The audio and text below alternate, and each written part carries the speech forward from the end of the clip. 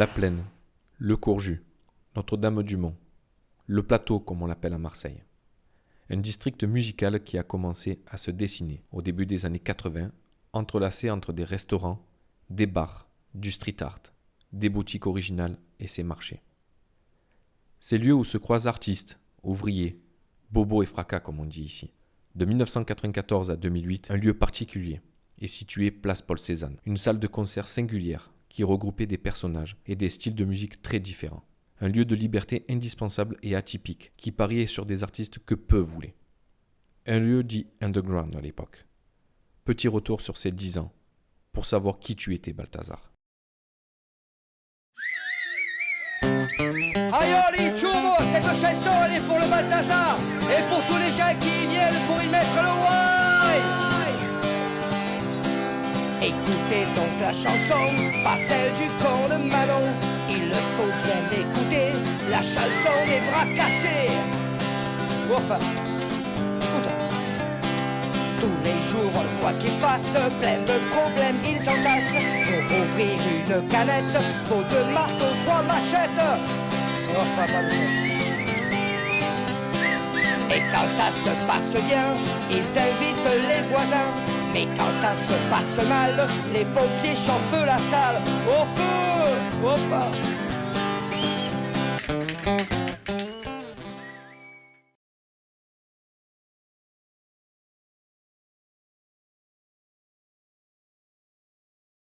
Depuis le début des années 90, le regard sur Marseille évolue, par le sport et en particulier l'OM, la musique ou le cinéma. C'est dans cette décennie que Marcus, une figure des Nuits de la Plaine, patron du bar de l'Avenir, inventeur entre autres de l'élection Miss Cagole et des Marcus d'Or, reprend en 1998 le Balthazar, qui était tenu depuis 1994 par la troupe des Pétroleuses. Que ce Balthazar, en fait, c'était un truc qui était tenu par une association depuis plein d'années, tu sais. Il ne se passait pas grand-chose, quoi. Et on n'y était jamais allé. C'est les pétroleuses donc qui ont eu la bonne idée de reprendre ce lieu pour faire... c'est une troupe de théâtre, ils faisaient du théâtre. Et ils ont commencé à quand même, transformer le lieu accueil du public, café concert. Et quand elles l'ont repris, c'était quand même un garage à vélo. J'étais avec l'ancienne directrice, Anne Brémond, il me semble que c'était son nom.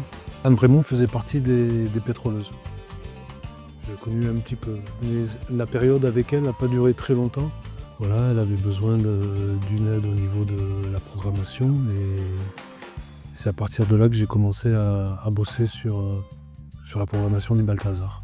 C'était différent, c'était un petit lieu populaire, animé par des copines, qui faisait un lieu où les gens se réunissaient pour boire un coup, jouer aux cartes, voir des petits spectacles.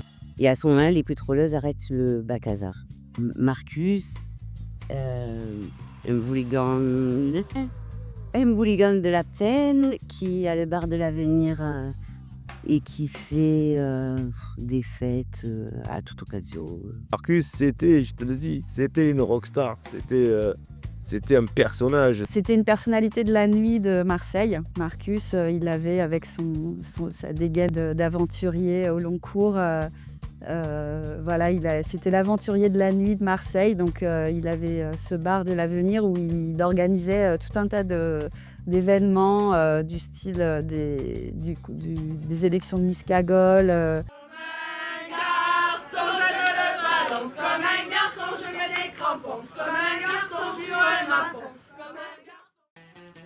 Il organisait dans son bar pas mal de soirées, au bar de l'Avenir, il y a quand même pas mal de soirées. Les Marcus d'Or, par exemple. C'était un petit peu les 7 d'or, ou les Oscars de la Plaine, organisés par Marcus, qui avait...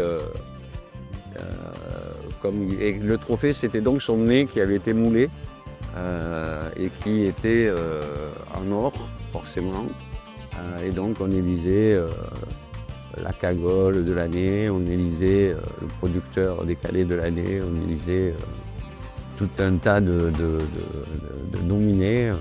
L'idée, c'était de mettre en avant tous les gens actifs, les gens qui animaient le quartier, comme Depay, comme Tatélijan, tous les acteurs de la vie quotidienne, hein, les supporters de l'OM, le restaurateur cuisinier d'à côté, les patrons les lieux.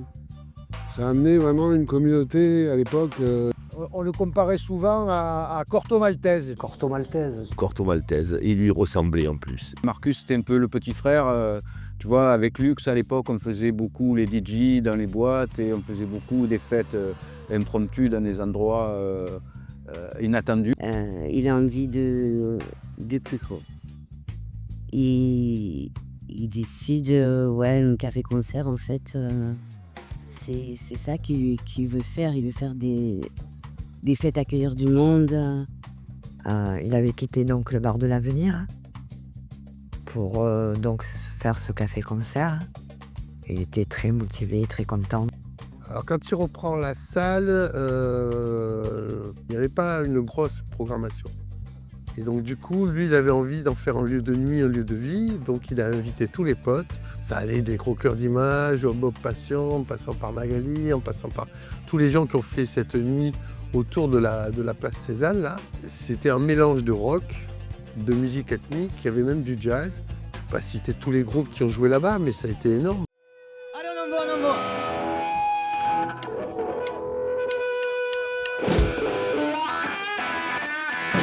Là-bas. Allez, on bouge.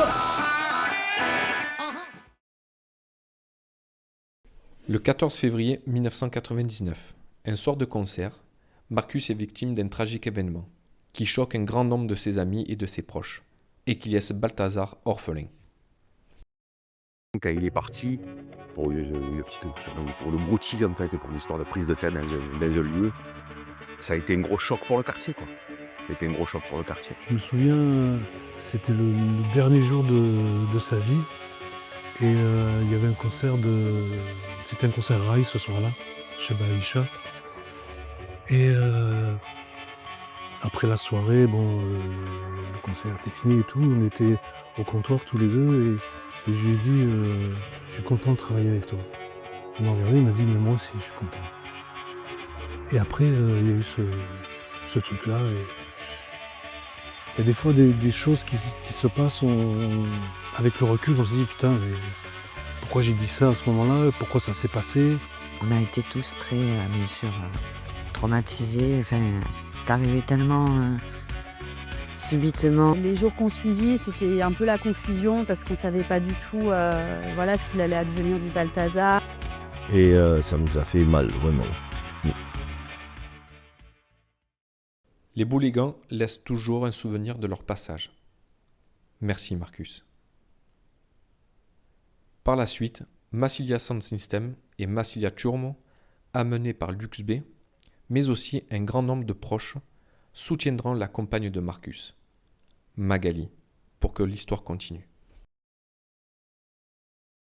Malgré les problèmes, une équipe se met en place avec de nombreux soutiens. Un CD verra même le jour, avec des artistes comme Papé G, Manu Chao, Jacques Gis et bien d'autres. La machine est lancée. J'étais trésorière et du coup, j'ai des gens qui l'ont toujours suivi aussi, bien sûr. La Tournon, Massilia Sound System, qui était déjà Bar de l'Avenir, qui ont donné l'engouement pour le Balthazar complètement. Ça faisait partie entière de Marcus et de Balthazar. Et puis, voilà, justement, il y a eu Lux de la Tournon qui me dit il faut pas arrêter. Il faut pas arrêter, il faut continuer, Maga. Et c'est vrai que Lux a été une des premières personnes à dire à Maga il faut continuer l'histoire, il ne faut pas qu'elle s'arrête là. Marcus, il aurait voulu qu'on continue. Et il a engagé un peu toute la Tchourme, tout Massilia dans cette envie-là, en tout cas, de prolonger l'aventure du Balthazar. Et ça s'est mis en route et ça a bien marché. Oui, au Magali a eu la force et un courage extraordinaire d'arriver à reprendre. Mais d'abord l'énergie d'être bien avec eux, quoi. Maga avait un peu la hargne et l'envie de continuer. Parce qu'il fallait, à un moment donné, dire un peu merde à la vie. Je suis arrivé à la mort de Marcus. Moi, j'habitais au Brésil. Quand Marcus est mort, j'étais en train de rentrer à Marseille. Et du coup, comme c'était un ami très proche, voilà, quand on a dit il ne faut pas que Balthazar meure, moi j'avais un petit peu de moyens financiers, puis une énergie qui était possible d'ajouter à l'équipe qui voulait reprendre l'histoire. Le Balthazar en difficulté, et puis les amis du Balthazar, en l'occurrence Magali, et puis Bob Passion, et puis tous ces gens qui étaient là, on s'est retrouvés un peu, ils m'ont appelé, on a appelé des valeurs en disant est-ce que vous avez du temps un peu à nous consacrer parce que le Balthazar est menacé de fermeture. Un ami, Mr. Brown, qui m'appelle donc, qui me dit ça te dit pas venir au Balthazar, travailler avec moi, besoin d'un technicien son, régisseur. Je dis oui, allez on y va. Aïoli à toute l'équipe, aïoli à Magali, aïoli à Amina, aïoli à Marotte, aïoli à Bob Passion, à tous les gens qui viennent là, quand il y a des concerts, même s'ils ne connaissent pas les groupes. De nombreux musiciens viendront sur cette scène. Pour beaucoup, Balthazar a été le tremplin vers la reconnaissance. Un endroit où ils pouvaient se produire devant un public habitué et passionné, mais aussi un lieu de formation pour beaucoup de techniciens. Moi, ce que je me souviens, c'est que c'était très facile de jouer au Balthazar, dans le sens où il ne fallait pas amener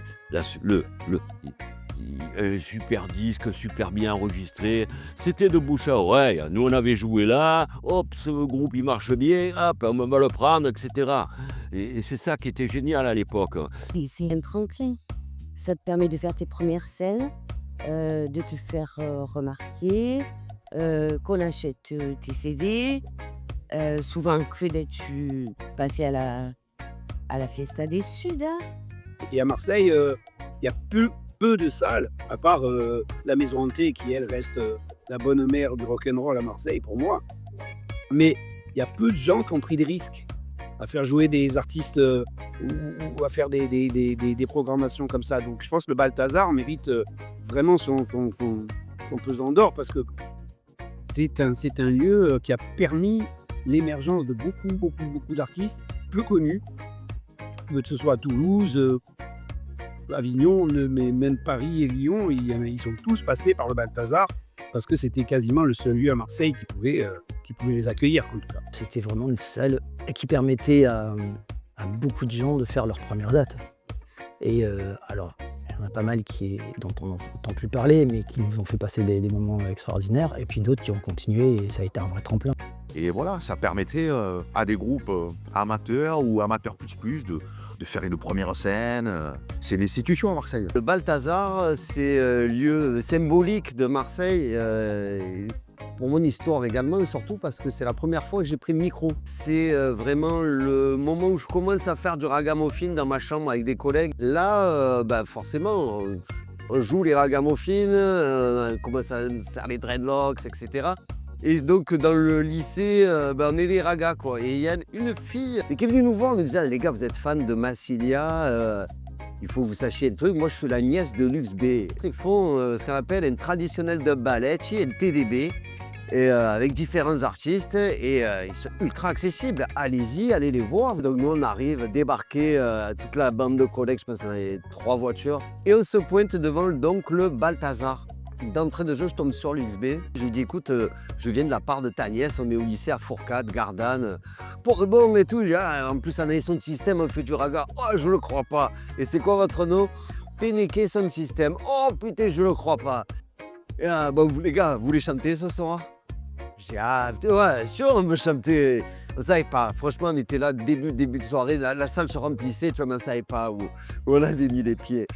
Et là, Lux B, la salle s'était remplie et tous les coups, il monte sur scène, il commence à faire son animation. Ce soir, c'est le TDB, c'est la folie, plein d'artistes et tout. On avait vu Tatou passer, Gianni, tout ça, Janvier.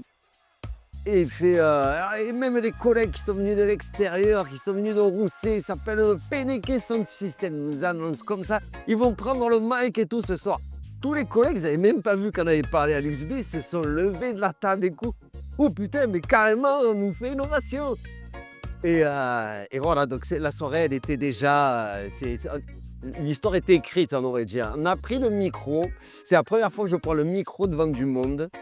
Et j'ai le souvenir que tellement il y avait de la vibe, tellement c'était chaud, j'entendais pas ma voix. J'avais pas commencé à chanter, je voyais des gens devant qui étaient là. C'était la folie, quoi. Bon, là, je dis souvent quand j'explique cette histoire, il y a eu un avant et un après le Balthazar. J'ai pris la piqûre ce soir-là. Toute la scène locale est passée par le Balthazar, quoi. C'était, pour nous, c'était une forme aussi de laboratoire où tu pouvais collaborer, tester, échanger, mélanger plein de choses. Et c'était ce type de lieu qui permettait ça. C'était une possibilité voilà, pour n'importe qui de monter sur scène. Dès le moment où tu avais envie de jouer, tu te disais ok, il n'y avait pas de sélection. Il y a ce côté-là d'accueil de l'expression artistique à ses débuts, d'amateurs qui sont peut-être devenus pros par la suite.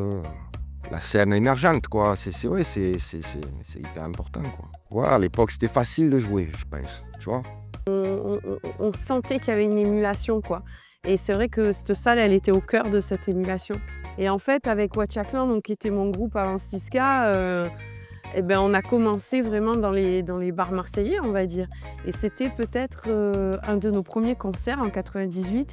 C'était un peu pour nous une première parce qu'en fait, c'est la fête du plateau. Donc ils avaient monté une scène, tu vois, là où maintenant il y a la soifferie, quoi. Donc ils avaient monté une scène là. Donc c'était vraiment un concert gratuit pour tous les Marseillais. Et donc c'était pour nous la grosse scène, quoi. Ça commençait et je pense que c'était le feu, quoi, comme d'habitude. Et en fin de compte, tous ces groupes qui ont démarré là-bas, on est toujours là, quoi. Le Balthazar, c'était une scène iconique pour nous, ouais. Franchement, c'était ouvert, on s'y sentait bien et puis la programmation, c'était pas des coups de téléphone sur des mois et des mois avant d'espérer une date, quoi. Non, c'était assez accessible. En fait, c'était proche des jeunes artistes. Les gens étaient là pour faire la fête et ils étaient au contraire là pour voir un artiste ou découvrir. Donc pour moi, en tant qu'artiste, un tremplin et une possibilité de m'exprimer mieux que dans des petits pubs, quoi. Il y a beaucoup qui sont passés par là, la liste elle est longue. On va commencer par Toko Blas, Gary Gray, Marseille Sound System. Il y avait des groupes comme FBI qui n'existaient plus. Il y a énormément Sister K, il y a Ganja Mine, et c'est des groupes encore qui existent. Le hip-hop, il y avait beaucoup de troisième œil, tout ça, ils ont joué ici. C'était vraiment un espace ouvert à toutes les musiques quand même. Il y a même rock aussi. Donc c'était ouvert à la musique traditionnelle. Moi-même, le Sega, la musique que je fais, c'est grâce à des endroits comme ça que je puisse les développer à Marseille. C'est un endroit vraiment hétéroclite où il y a tous les styles de musique, je pense, qui passent. Et voilà, c'est le système B pour promouvoir vraiment la culture musicale marseillaise. Tout le monde il pouvait entrer, autant que public et autant que l'artiste. Il y avait une programmation hétéroclite de hip-hop jusqu'aux musiques de monde, traversant par le rock, punk, métal, musique de monde. On a eu tous les styles de musique qu'on pouvait voir et très souvent de qualité, hein, parce que la petite scène, même si c'était petit, ça offrait une possibilité aux groupes en avenir ou confirmés, hein, à s'exprimer réellement devant un public. Vous pouvez monter jusqu'à 250 personnes, 300 personnes, peut-être un peu serré, mais une vraie scène, une vraie petite scène, un vrai petit club. Le White Star est quasiment né au Balthazar. Au début, le White Star, c'est un truc qu'on monte avec Luc et Tattoo, on monte White Star en fait. On a cette idée de monter cette version hardcore punk de Massilia, donc où on peut sortir un peu du cadre, où on peut un peu plus exagérer. Le White Star a fait son premier concert au Balthazar. Concert de White Star sur Comme elle est bonne. Magali, elle montait sur scène avec ses pilotis de 25 cm. Voilà. On enlève l'intermédiaire, la machine à coudre de Balthazar, il n'y a rien qui sort. On ne peut pas commencer à jouer au poste, même au Café Julien, des choses comme ça, quoi. Puis il y a pas de, puis c'est le côté associatif, le côté amour de la musique. C'est pas un métier. Et d'ailleurs, je voudrais dire aussi que le Balthazar est très important parce qu'il a servi beaucoup d'endroits de formation pour les techniciens de la région de Marseille. Par exemple, Massilia et Moussuté d'ailleurs, notre sonorisateur façade, il a appris son métier au Balthazar. pour moi. Et en plus, c'était vraiment une place en or parce que du coup, quand tu débutes, là, c'était bien parce que c'était petit café-concert, voilà. Et en plus, c'était une place un peu privilégiée parce que moi, j'accueillais des sonorisateurs avec des bourgs qui, eux, étaient expérimentés, donc plus que moi, évidemment. Donc, j'ai appris plein de choses à leur côté.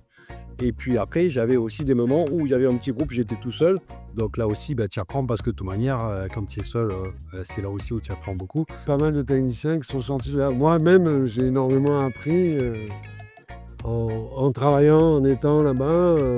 Ça t'apporte de l'expérience, hein, parce que il faut s'adapter, c'est un petit lieu, et oui, ça apporte beaucoup. C'est comme ça que j'ai fait mes premières armes avec Trajan à mes côtés qui m'a laissé pour ma première fois à une console. Ouais, ça a été vraiment... ça a toujours été un lieu formateur, ouais. Ça a été un... Ouais, tout à fait. Ouais, c'est ça, c'est un lieu formateur, mais pas que pour le son, pour plein de choses. Ouais. Moi, j'ai commencé à travailler professionnellement dans le son à partir de l'année 2000.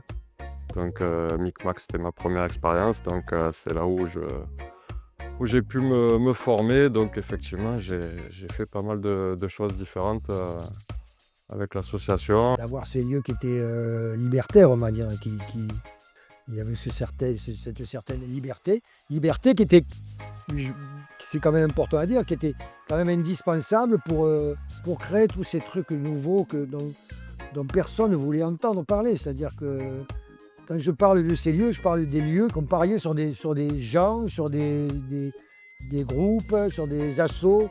Donc personne n'aurait donné une pépette au départ et qui ne voulait surtout pas entendre parler, qui était ni subvention, ni médiatisation, ni rien du tout. En tant qu'artiste local, en tant que rappeur marseillais, ça symbolise pour moi ces gens qui se battent pour que la culture puisse exister.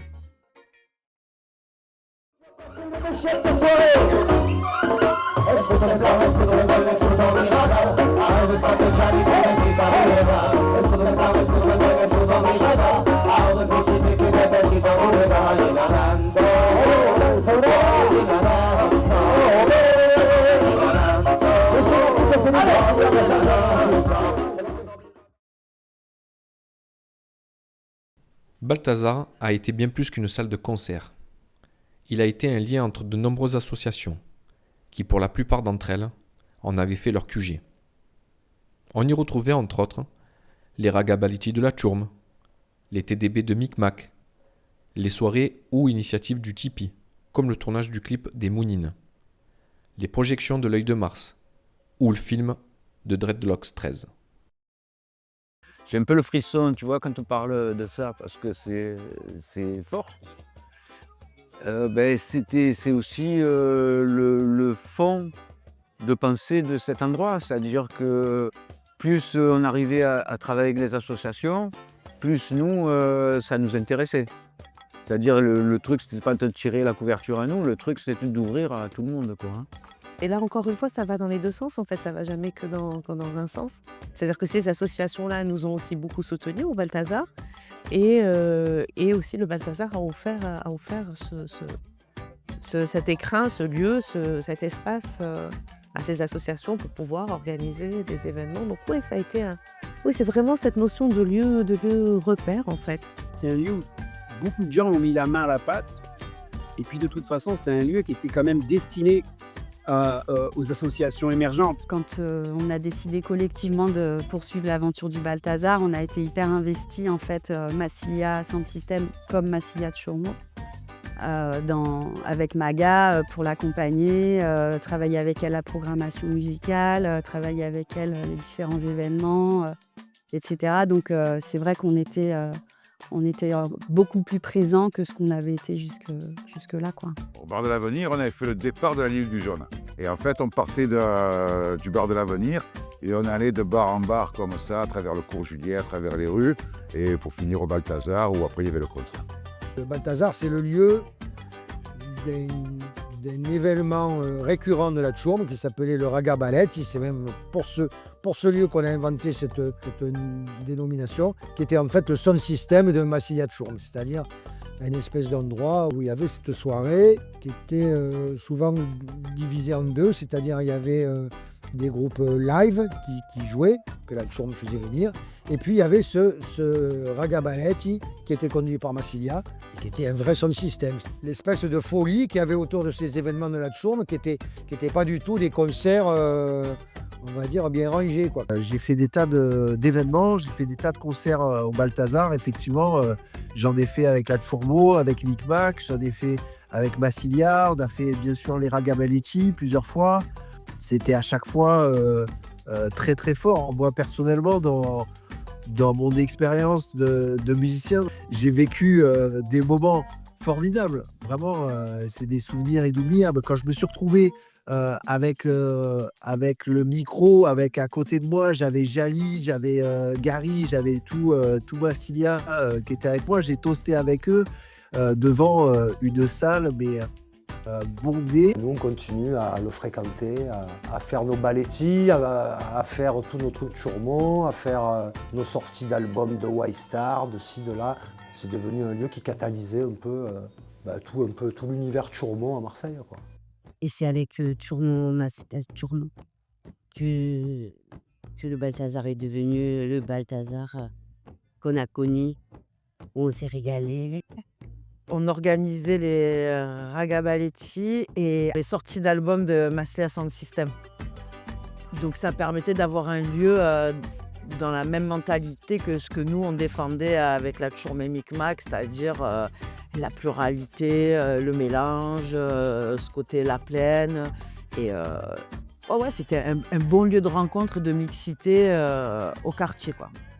On a créé avec Manu Micmac, mouvement innovant en coordination de moyens et d'actions culturelles, avec un peu tous les collègues qui étaient autour et qui étaient disponibles et qui voulaient bien s'investir dans une nouvelle aventure. Et nous est venue l'idée de créer ce mouvement qui allait réunir un petit peu tous ces groupes et surtout donner les moyens à ces groupes de pouvoir avoir un bureau, quelqu'un qui répond au téléphone pour eux, de la promo, un peu de plus de visibilité que ce qu'ils en avaient tout seuls et surtout partager les moyens. Donc Micmac, c'était une association qui participait au développement de projets d'artistes, principalement des artistes qui n'étaient pas signés, qui étaient émergents, on va dire, débutants. Donc notre rôle principal, c'était de les professionnaliser et de faire en sorte qu'ils aient un statut et qu'ils puissent vivre de ça, quoi. On a créé des espèces de rendez-vous réguliers, alors via la Tchourme, avec les ballettis de la Tchourme, mais aussi avec Micmac, on a créé les Traditional Dub Balletti, les TDB. Voilà, on avait un spectacle plus musique traditionnelle, un spectacle plutôt reggae dub et un balletti avec un peu du tout venant, parce que c'était aussi les artistes qu'on défendait au sein de Micmac, c'était un peu cette couleur artistique, on va dire, cette couleur musicale qu'on avait au sein de Micmac. On faisait aussi les traditionnels dub balletti. Il y avait à peu près une soirée tous les mois. Et en fait, c'était la diversité, ça permettait de faire de la diffusion. Et grosso modo, le POSI, Marseille était contente et tout allait bien. Micmac, ça n'avait pas des budgets pour louer des salles. Et comme c'était une plateforme, je ne sais pas comment on dit, mais de développement, en fait, pour développer les groupes, si tu as un spot pour les faire jouer, fatalement, ça aide. La Tchourme, les gens qui étaient au Tipeee au début étaient dans la Tchourme. C'est un peu les mêmes personnes aussi qui étaient dans la dynamique de Micmac. Donc les trois assos étaient très liés, puis on faisait énormément d'événements ensemble. On avait beaucoup de connexions les uns avec les autres en fait. Et grâce à ce lieu, on avait un véritable endroit pour pouvoir agir, faire, penser. Et en dehors de ce qu'on peut nous imposer. Alors c'était une association de lutte contre le sida et les toxicomanies avec des personnes concernées et non concernées. Et on était très festifs en même temps que de faire de la prévention. On faisait la prévention en étant festif. On a fait beaucoup de soirées, notamment au Balthazar. On faisait aussi la vente de petites culottes, mais ça, c'était exclusivement pour le Tipeee, quoi. Exclusivement. Des concerts des Mounines, les filles du Tipeee qui jouaient aussi au Balthazar. J'y ai même tourné un clip. Alors ce clip, c'est un clip qui est une commande des Mounines. Un jour, il y a Tati Ninja qui m'appelle et qui me dit « Voilà, Sandrine, j'aimerais que tu réalises un clip pour un de nos morceaux. » Et voilà, donc elle m'a laissé vraiment libre, elles m'ont laissé vraiment libre cours, les filles. Mais ce qui est génial, c'est que tous les gens qui jouent dedans, c'est que des collègues du quartier de l'époque. Et on a tourné une bonne partie du clip au Balthazar. Tati m'a appelé, c'est pas pour rien, c'est parce que je faisais partie de l'association Œil de Mars. On a proposé pendant une année, je pense, de manière récurrente, une fois par mois, on faisait une projection de film au Balthazar. C'était super, quoi.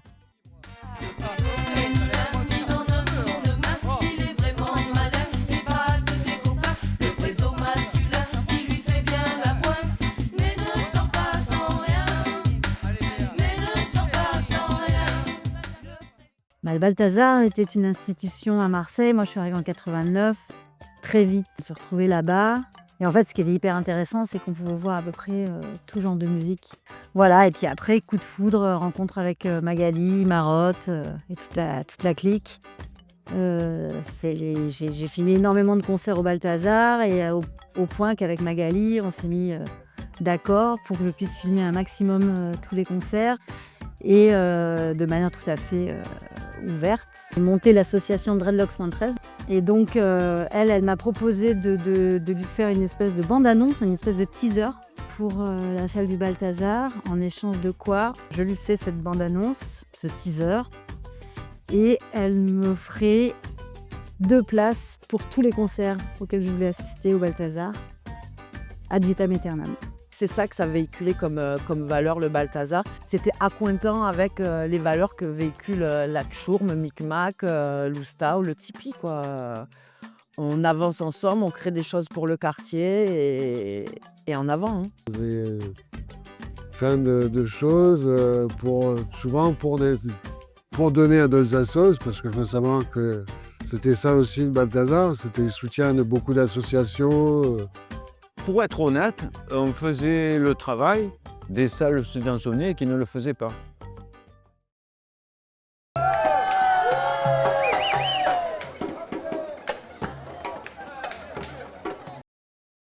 Balthazar était une salle avant-gardiste, qui laissait la place aussi aux nouveaux genres comme par exemple les soirées hip-hop ou slam. Il ne faut pas oublier quand même l'esprit de développer musicalement et culturellement le lieu à l'époque avec Balthazar. Surtout, je donne un exemple, c'était le premier endroit où on a développé le slam, qui est devenu après une mode. Et il y a même un bouquin, il y a un CD qui a été sorti, un atelier que j'ai encadré avec Magali. C'était aussi des ateliers d'écriture et d'expression. Le slam, en fait, aujourd'hui c'est le slam. Très accessible aussi, tous les lundis soirs. C'était Magali qui avait monté ça. On était une bande de chanteurs, slameurs surtout, enfin, des poètes, des écrivains. Enfin, moi, j'étais toujours épatée par leur imagination. C'était fantastique. Ouais, les soirées slam, j'ai découvert ça en même temps que pas mal de gens qui y participaient, mais j'ai trouvé ça très impressionnant, cette écriture, et puis surtout ce lâcher que les gens peuvent avoir sur leur propre histoire, quoi, de se livrer comme ça en public. On a énormément de plaisir à bosser sur ces soirées-là, quoi. Il n'y avait pas de rendez-vous comme ça régulier. Je ne sais pas s'ils ont continué tous dans cette voie-là, mais ça a été vraiment quelque chose de marquant. Tous les mercredis, on faisait l'atelier de danse hip-hop pour les petits, pour les minots du quartier. Et après, le reggae, le hip-hop aussi. Hein. J'ai vu des énormes groupes au Balthazar. On a eu plein de groupes, il faut savoir qu'il y a eu quand même, après Carré Rouge, qui a été un des premiers groupes de rap qui a fait la résidence chez nous. On a eu le Psychiatre de la Rime quand même, qui commençait à l'époque, qui a fait quelques mois avec nous. Balthazar au lieu de la musique associative vers le Courjus.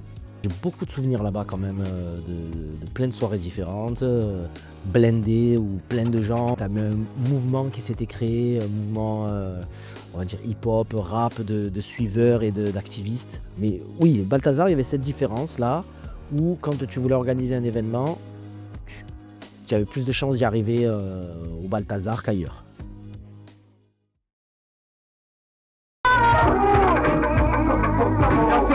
C'est la merde, mon cul l'amour. Toi c'est la section plus profonde de ton discours. Fais le sourd et dis-moi d'aimer, mais moi je vous crois. Combien de fois y attendent leur tour prêt à divorce. Chaque concert ou soirée était une expérience unique, tissée de passion et d'énergie collective. Des soirées inoubliables, qui ont marqué tous les participants. Comme nous avons pu le découvrir avec les soirées organisées par la Tchourm et Micmac, mais il y en eut bien d'autres, dans des genres très éclectiques. C'était la folie et il y avait un éclectisme. C'est-à-dire que tu avais autant, un vendredi, tu avais une soirée métal avec 4 groupes. Le lendemain, tu avais la soirée du tipi. La semaine d'après, tu avais du reggae, du raga, du latino. C'était la folie. Il y avait autant de monde dedans que dehors. Il y a Manu Chao. Oh, il enregistre avec les enfants, mais qui sont en place. Hein. C'est leur premier concert, t'imagines un peu, c'est leur premier concert. Et là, putain, il leur tombe Manu Chao dessus, qui joue avec eux. Enfin, on faisait des fêtes fabuleuses. Par exemple, nous on faisait la nuit des sorcières, c'était aussi le Noël du Balthazar. Enfin, bon, en dehors de la musique qui était proprement dit très importante, on faisait aussi beaucoup de fêtes qui nous réunissaient, quoi. Les gens disaient quand tu vas à Marseille, tu vas là parce que c'est le feu. Oui. L'époque justement des micros ouverts. Et moi j'ai adoré ça, quoi. C'était une possibilité pour n'importe qui de monter sur scène. Moi j'ai des souvenirs de groupes qui n'existent plus comme Casse-Pipe, qui est un groupe de chansons françaises extraordinaire. J'ai des souvenirs de groupes noise comme Double Nelson, complètement barré. Je pense que ça avait dû être réalisé par Philippe Petit à l'époque, Pandemonium.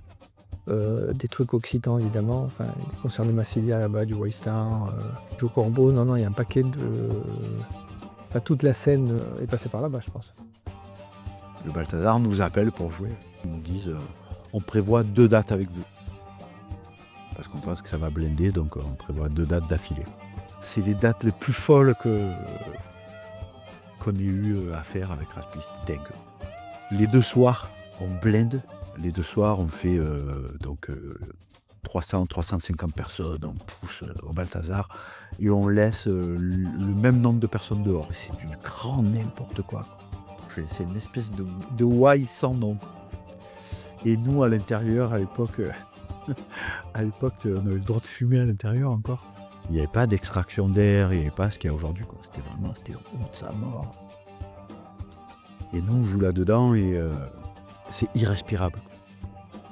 Déjà parce qu'il y a un monde de fou, parce que tout le monde fume, et puis parce qu'il n'y a pas d'aération, quoi. Donc au bout de 2-3 morceaux, ça devient suffocant, quoi. Et puis nous, avec Marie, Sista Chance, la chanteuse, rapidement on se rend compte que c'est à peine gérable niveau respiration, quoi. Donc on se dit, on va alterner, on va faire un morceau chacun. Et celui qui chante pas, il part dans les loges, et à l'époque les loges n'étaient pas fermées. Tu pouvais accéder à une espèce de grenier mezzanine, où là il y avait un petit Velux qu'on ouvrait, on allait chercher l'air là. Donc pour moi, le Balthazar, ça a ce souvenir-là, quoi. C'est vraiment une espèce d'émulation de culture urbaine et de trucs à la limite du punk. J'ai le souvenir par exemple de concerts complètement mythiques d'un groupe que je connaissais pas du tout, en plus à l'époque qui s'appelait Top Cats. C'était un groupe de ska. Moi, je venais plutôt de la scène métal, si tu veux, le reggae et tout ça. Je découvrais tout ça. Moi, ce soir-là, en plus, c'est moi qui faisais le son. J'arrive comme d'habitude. La salle pleine à craquer, mais jusqu'à dehors. Je dis, mais qu'est-ce qui se passe ce soir ? Et voilà, en fait, ils se sont retrouvés là, tu vois, parce que ça faisait partie d'un réseau de ça où on savait qu'à Marseille, si tu t'appelles les Top Cats, tu vas au Balthazar, quoi. Et c'était mythique. Et puis, j'ai pu voir des groupes comme Top Cats, qui était un groupe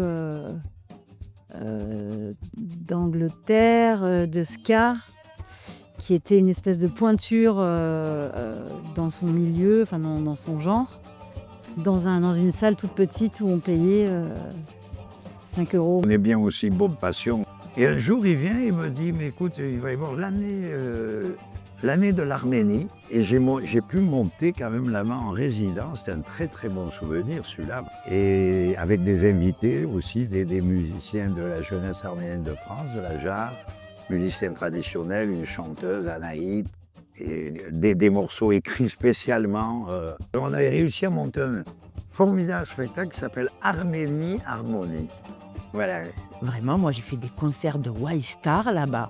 Autant j'en ai fait des à la machine à coudre qui étaient flambants, mais au Balthazar, mais où vraiment devant, derrière et tout, ça pogote à gogo, c'était une dinguerie quoi. Vraiment, c'était trop fou. Ou le port de Boucan All-Star. Avec un point culminant qui a été l'enregistrement du port de Boucan All-Star où on a réussi à mélanger un peu toute cette scène de l'époque, donc fin des années 90. Pour la petite histoire, en fait avec Sam Cartier, il y a Muelo, le chanteur de Delacroix, de Dupin, voilà, qui est un peu aussi à la base de la création de Kanja Rock. Lui chantait dans Gatchampeg avec Manu Théron. On allait régulièrement au TDB de Massilia. Et il y avait donc, comme vous pouvez l'imaginer, des DJ et des MC. Sam jouait de la mandole et moi je jouais de la derbouka. On posait sur les versions, les MC chantaient, tout ça, et c'était fun. Et puis un jour à Sam, je fais Sam, vraiment, tu ne sens pas comment un backup? Backup, ouais, je monte un groupe comme ça, quand on viendra au ballet de Massilia, on jouera. Et puis, ils joueraient sur nos versions à nous. Mais qu'est-ce qu'on va faire? Je dis, écoute. Donc, on monte l'histoire comme ça. On la monte en trio au départ avec Nono, qui est un bassiste de Port-de-Bouc, qui a joué avec Corbeau, Watchaka, avec Dupin, voilà. On monte ce trio-là, et puis rapidement, c'est devenu un collectif. Luc Sky au platine, des collègues de Port-de-Bouc, Sadet à la derbouka. Moi, j'ai joué de la batterie, Pierre Lot de Dupin à la Biélarou.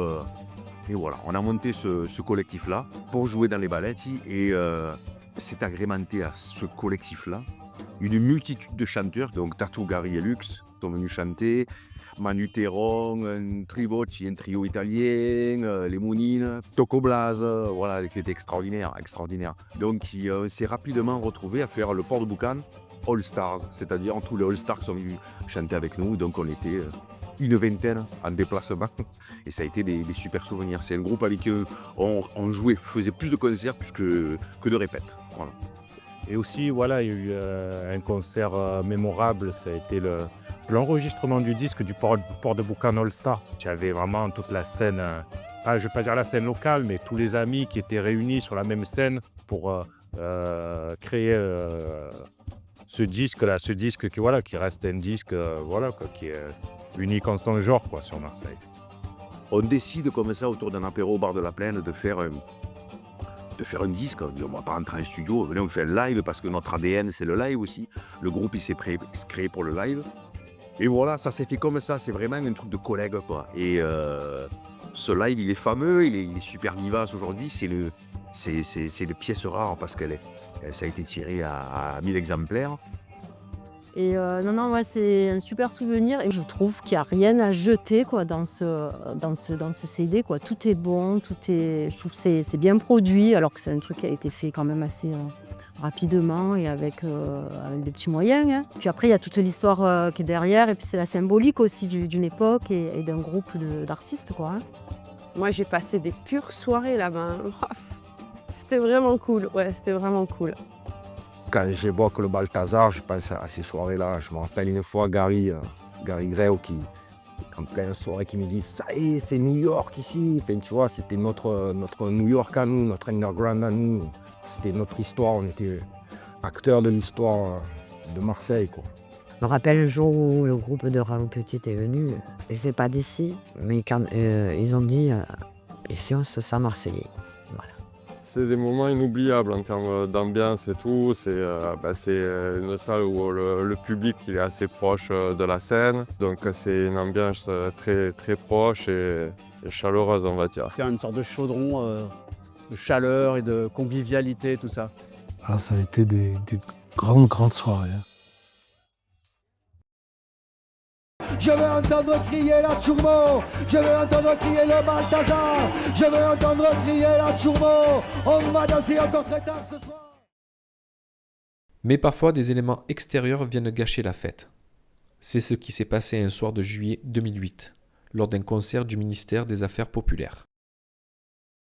Ce soir-là, eh bien, on a eu un contrôle pour défaut de licence de spectacle. Tout se passait bien et puis la police est arrivée, a voulu arrêter la soirée. Pourquoi? C'était un peu flou, on n'a pas compris. Bon, il y a eu un peu des prises de bec entre les forces de l'ordre et les gens qui étaient là. Mais voilà, ils sont arrivés et puis voilà, ils ont tapé du poing sur la table et ça s'est mal terminé. Bon, on s'y attendait un peu, on savait que ça allait mais pas à ce point-là. On ne pensait pas que les autorités allaient réagir à ce point-là et de cette manière. Le concert était super, ça se passait bien et il a fallu que les flics débarquent. C'était impressionnant de voir les flics débarquer pendant le concert, de virer tout le monde. Celui-là avait la particularité d'être avec un groupe pas local, c'est-à-dire qui avait une aura un peu nationale, ultra militant. Donc tous les ingrédients étaient là pour venir un peu titiller les gens. Donc moi j'étais à l'intérieur au premier rang comme d'habitude pour prendre des photos. Et effectivement, à un moment, quand je lis dans la chronique, il y a une fille qui est arrivée sur scène et qui a dit à, je ne sais plus quel des deux chanteurs, ils ont arrêté quelqu'un. Et donc la réaction un peu à chaud d'un des deux chanteurs, je ne sais plus lequel c'était, dit bon on y va. Et donc il y a eu une grosse embrouille avec la police, je ne sais plus exactement ce qui s'est passé, une descente, contrôle au Balthazar. Magali est partie menotter avec la police. Et d'ailleurs, oui, Mathieu Hughes, qui était aux manettes, qui était technicien régisseur ce soir-là, que je le disais à un moment, Mathieu rentre, met la musique très fort pour que les gens rentrent. Sinon, ça allait fighter avec la police, qu'ils étaient prêts à... Ils étaient devant avec le cordon CRS et tout le monde a serrémenté, une ambiance très électrique. Et du coup, ce qu'il a fait, il a mis la musique, les gens sont rentrés, ça a détendu un peu l'atmosphère. Tout ce qui s'est passé, c'est qu'on est quelques minutes avant de monter sur scène. Et pour moi, c'est une scène qui m'a marqué. Hein. C'est vraiment, j'allais dire, c'est ce genre de truc qui t'arrive qu'une fois dans ta vie d'artiste. Et là, t'as des mecs qui rentrent, qui mettent leur brassard, police, pour un contrôle administratif. Bah, nous, on était avec notre régisseur, on était déclarés, donc pour nous, il y avait aucun problème. C'est sûr que nous, on s'est dit à ce moment-là, bon, bah, ils veulent pas que le concert ait lieu. Nous, on s'est juste dit ça à ce moment-là, quoi. Donc le concert du soir peut avoir lieu, j'allais dire presque à leur grande âme. Je pense que pour eux, ils étaient quasiment persuadés que nous, qu'on n'était pas en règle, entre guillemets. Le concert peut avoir lieu. Nous, on fait 2, 3, 4 morceaux. Effectivement, le troisième morceau, je crois me souvenir, c'était un air de révolution. Et c'est les hasards de l'histoire. Et à la fin de la chanson, il y a quelqu'un qui rentre dans la salle, qui crie au fond de la salle ça part en vrille devant, venez voir. Et tout. Et nous, on est là dans cette situation un peu où tu te dis, bah, tu peux pas faire comme si, continuer ton concert, faire comme si de rien n'était. En même temps, nous, on n'a pas envie de partir. Nous, on est là pour faire un concert. On dit. Et faire un concert, on fait pas du divertissement. C'est pas chanter, danser. C'est aussi dire ce qu'on pense. C'est aussi, pour nous, la salle de concert, c'est un espace refuge pour nous, pour nos idées, pour communier. Voilà, entre gens qui sont sur la même longueur d'onde. Et donc, d'un côté, on ne peut pas continuer le concert sachant que ça part en vrille dehors. De l'autre côté, nous, on n'est pas dans l'état d'esprit de faire en sorte que ça continue, que ça vrille encore plus. Mais évidemment qu'on est obligé d'aller voir. Donc, moi, je me souviens avoir dit au micro, bon, on va sortir voir et on va revenir reprendre le concert. Et bah, évidemment qu'on a... là, pour le coup, c'était de la naïveté. C'est qu'on est sorti.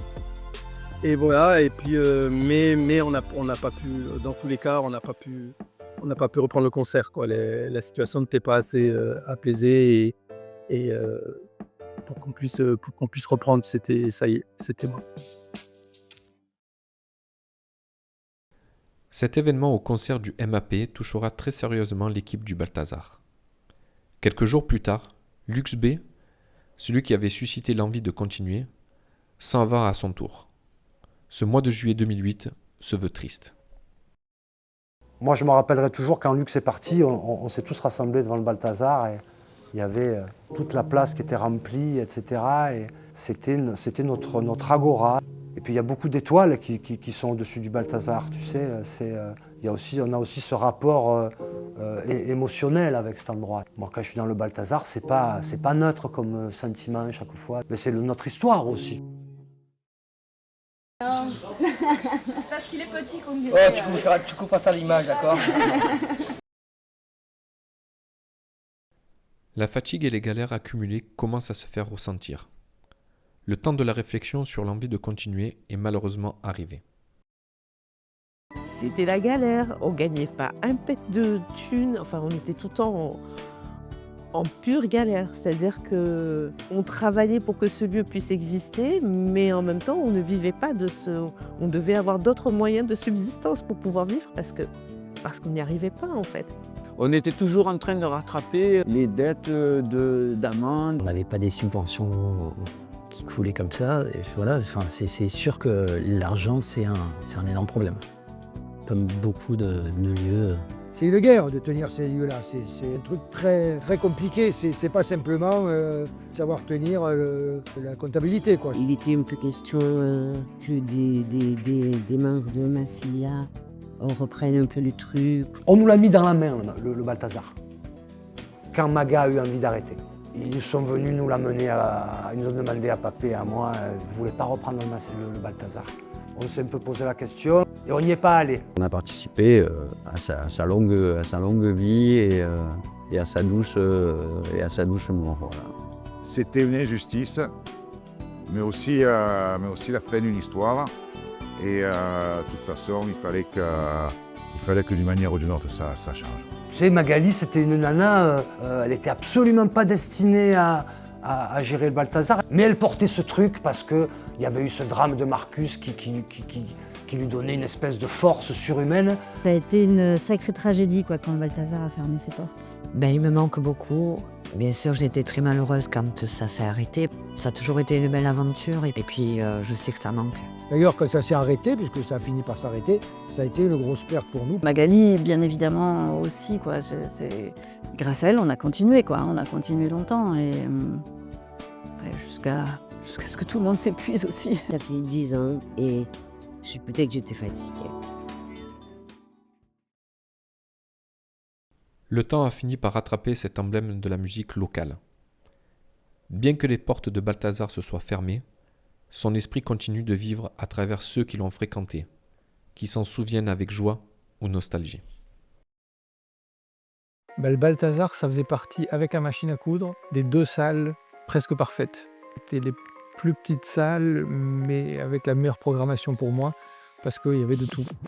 C'était le lieu incontournable, ce lieu qu'on a aimé, parce qu'il était à l'image de la ville, il était hétéroclite. Pour moi, ça a été une grande époque, pour moi, mais pour Marseille aussi. Ouais. De belles fêtes, authentiques, pas superficielles du tout. Ça me correspond à 100%. On a vécu des moments magiques ensemble. Ouais, c'est vraiment un lieu auquel je suis très très attaché parce qu'il y avait cette possibilité de faire venir des artistes aussi, de faire découvrir des gens. Et elle a fourni aux habitants, aux Marseillaises, aux Marseillais, du concert, des soirées, du vivre ensemble, de la culture. J'ai appris là beaucoup plus qu'ailleurs en fait, beaucoup plus que ce que j'ai appris sur les bancs de la fac. C'était une belle étape, aussi bien avec Marcus qu'avec Magali. C'était la folie, c'était génial. C'était génial. Ben moi, ça m'a énormément construit, ça m'a ouvert dans mon métier, dans mes relations avec l'artiste, j'ai appris plein de choses. Aujourd'hui, je suis dans le métier, je fais des tournées, je sais d'où je viens en fait. Chaque fois, je dis, je viens de Balthazar. C'est de là que tout est parti. Hein. Le Balthazar, c'était une pierre fondatrice à La Plaine et à Marseille. Et c'était merveilleux. C'était merveilleux. C'est une vie à laquelle je ne pensais pas du tout accéder. Ce truc-là, aussi convivial, franchement, je ne l'ai jamais retrouvé, quoi. Je pense que c'était aussi parce que c'était Magali, C'était Marcus et tous les gens qui travaillaient avec eux, c'était la famille, quoi. La fête était belle là-bas. C'est avec joie, c'est avec grande joie qu'on a joué dans cette salle. Voilà. Ça permet même aux autres de faire ressurgir ces souvenirs fantastiques qui est Marseille, avec cet brassage de culture incroyable. Je pense que ça restera obligatoirement une salle un peu mythique. Ouais, moi je pense que c'était une super belle expérience. Je pense que ça a été pour beaucoup une grande histoire. Je rencontre depuis longtemps des gens qui viennent me voir et me disent « J'ai mon adolescence ici, j'ai grandi là, j'ai fait mes premiers concerts ». Et une quantité de gens que je n'imaginais même pas au démarrage quand on a commencé, quoi. Voilà. Et puis je suis content d'avoir fait ça avec quelqu'un que j'aimais beaucoup. C'est quand même des gens qui donnent leur vie pour animer des lieux comme ça, dans des conditions difficiles, qui bossent le soir jusqu'à très tard, qui rangent, qui nettoient, qui sont crevés, qui ne peuvent pas avoir une vie. Enfin, moi, j'ai une admiration sans limite pour les gens qui tiennent des lieux comme ça, quoi. C'était un lieu magique, on y a passé énormément de soirées. Ça a toujours été un lieu très accueillant et on en garde des souvenirs incroyables. Ouais, franchement incroyables. Je crois qu'il n'y aurait pas eu ce lieu à cette époque, ça n'aurait pas été pareil non plus. Il y a eu le Balthazar comme il y a eu d'autres lieux, mais bon voilà, le Balthazar, ça a été, voilà, c'est quelque chose qui m'a permis d'évoluer, c'est quelque chose qui nous a permis aussi de se rencontrer, de faire un bout de route ensemble aussi, quoi. Et voilà, c'est une page qui se tourne sur autre chose, mais bon, en tout cas, je dis merci à ces personnes qui ont permis ça, de faire vivre des lieux pareils, qui nous ont permis à nous d'évoluer et de se développer sur la scène locale, quoi. C'est ces lieux chargés d'histoire, d'humanité, qui sont... on ne peut pas faire le concept, on ne peut pas le développer et faire ailleurs. C'est unique. C'est unique ce qui s'est passé au Balthazar. C'était vraiment le point de rendez-vous de tout le monde. Hier, aujourd'hui comme demain, c'est un lieu où tu trouves des supporters de foot, des rastas, des dockers, des cheminots, des bourges, des punks. Tu vas venir à une soirée salsa, tu vas voir un gars avec une crête en train de danser avec une mamie. Enfin, ambiance quartier, quoi. Il y avait un esprit de transmission. Les gens voulaient garder une histoire. Et tout le monde a compris, habitants, commerçants comme usagers, que le bien-être du quartier passe par la culture, passe par l'échange et le fait que tout le monde se rencontre dans des lieux festifs. Hein. Ça n'a pas trop changé, quoi. Moi, je perds 20 ans quand j'y vais, donc c'est cool, quoi. Le Balthazar, ça a marqué une époque, quoi, vraiment. C'était un pilier de la vie culturelle marseillaise. Ouais. Je dirais, on venait pas par hasard au Balthazar, voilà. C'est merveilleux de faire revivre le Balthazar pour les jeunes générations, de faire exister, de leur faire voir qu'il y a eu des lieux comme ça. C'est vrai que ça a été un bon moment. On s'est bien régalé, on a fait toutes sortes de choses qui nous ont fait plaisir, on s'est fait plaisir. On peut continuer à le faire, hein. J'engage tous les boulégas, toutes les associations qui veulent prendre le flambeau, de le prendre. On est là pour ça, si on est sur cette terre, c'est pour prendre du plaisir et échanger les uns les autres et s'aimer. Jean-Claude Izzo écrit dans son livre Tchourm. Marseille. Qu'on y soit né ou qu'on y débarque un jour. Dans cette ville, on a vite des semelles de plomb. Les voyages, on les préfère dans le regard de l'autre. C'est ce que nous avons vécu au travers de l'histoire de Balthazar. Nous avons voyagé dans le temps. Dans ce temps différent, si proche, mais qui nous paraît souvent si loin. Dans ce lieu de créativité, de rencontre, de passion où tant de personnages se sont rencontrés. Ce lieu de liberté indispensable, tenu par des collègues, qui en ont fait un lieu familial où artistes publics, associations s'y sentaient bien. Ce voyage se termine comme ton histoire, de façon enrichissante, avec des rencontres magnifiques. Ce fut une belle fête. Merci Balthazar.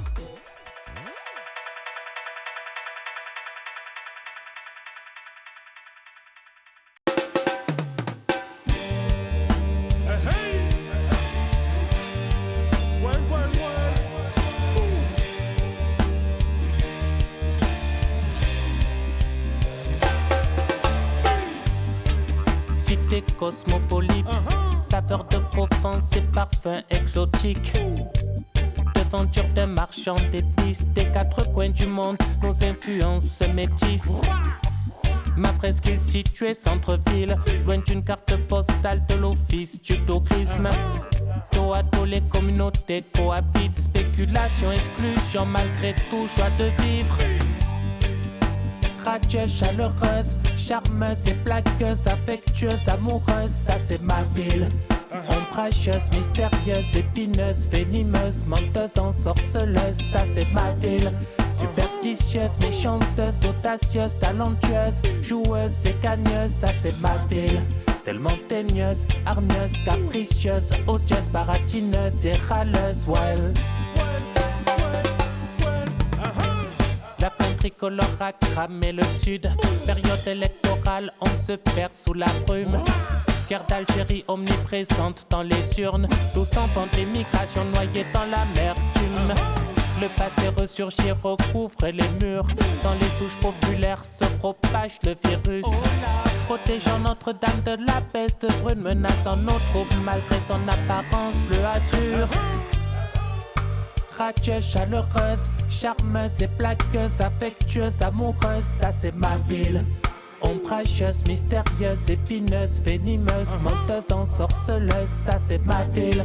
Superstitieuse, méchanceuse, audacieuse, talentueuse, joueuse et gagneuse, ça c'est ma ville. Tellement teigneuse, hargneuse, capricieuse, odieuse, baratineuse et râleuse, well. Montrer du doigt et la mauvaise réputation, haïe par les élites, redoutée par les institutions.